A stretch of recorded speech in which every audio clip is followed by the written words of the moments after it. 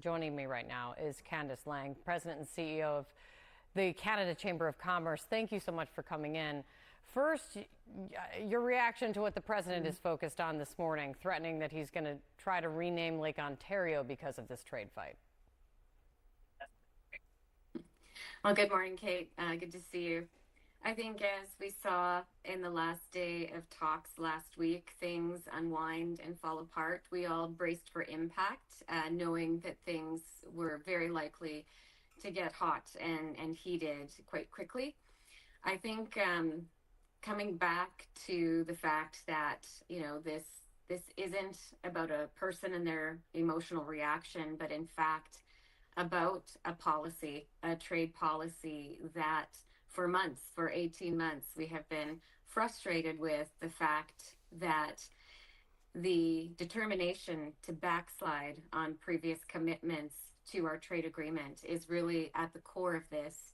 And really turning away from the benefits, the value created from having integrated our economies and our supply chains, and now seeing the escalation that's already in effect as of Saturday with the 338 tariffs really hitting our businesses on both sides of the border and ultimately American consumers. You say it's really hitting businesses on both sides of the borders. You've called it a self-defeating saga, but the U.S. trade rep, Jamieson Greer, declared yesterday that this trade war will have no impact whatsoever on the United States. Let me play this. I think the market knows that at the end of the day, this is 5% of imports from Canada. It's 0.06% of our overall consumption in this economy. So there's no possible way it can really affect U.S. well-being, right? What's your reaction to that position? Yeah, Actually, I've been listening to, the macroeconomic impacts of these 338 tariffs, and I just come back to the real conversations that are happening between businesses on both sides of the border right now and how that's going to affect consumers. So what I mean by that is right now, today even, we have Canadian businesses, we have this massive list of goods, hundreds of goods now moving into the US that have this 50% tariff on it. So we have Canadian businesses asking their US customers, there's a 50% tax on your order. What do you want to do?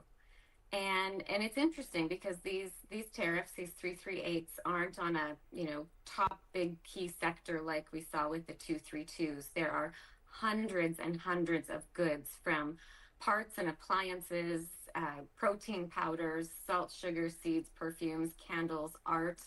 The list goes on, textiles. So what the ambassador says, I don't think will resonate with the consumers and businesses making those decisions or canceling orders or unable to pivot and in their supply chains and experiencing those inventory disruptions or just a complete halt to their businesses and incomes at the moment. So are you hearing from your members that prices are going to be going up, that it is hurting businesses in the United States when they are going to be moving product over? Are you hearing that already, which would be in conflict with what we're hearing from Jamieson Greer? Absolutely. And you can talk about the macroeconomic, limit of this move, the 338 tariffs all day long. But as I said, that these tariffs, that won't resonate with the smaller and medium-sized businesses they actually impact. And that's what they were designed for, more of that local acute turmoil. And this will play out. So we have today, it's harder to see because even in our data, we're surveying more intently and making sure we're getting those localized impacts, because that is the fact of the matter. The impacts will be more specific and more widely varied, just given the design of these tariffs. So the codes and all the complexities of these hundreds of goods they apply to, it's harder to see in aggregate. That will take us some time to put together, but that doesn't mean it's not felt, and that doesn't mean it, like every tariff, makes things more expensive for consumers at the end of the day. Very interesting. Candace, thank you very much for your time. I really appreciate it. Thanks for coming in.